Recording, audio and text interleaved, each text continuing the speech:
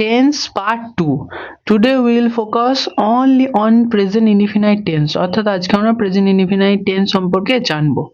What is present indefinite tense? It used to express habits, universal truths and regular action. অর্থাৎ বর্তমানকালে কোনো কাজ সাধারণভাবে ঘটা বোঝালে, কোনো প্রতিনিয়ত বা দৈনন্দিন ঘটনা বোঝালে এবং চিরন্তন সত্য বোঝালে এই টেন্স হয়।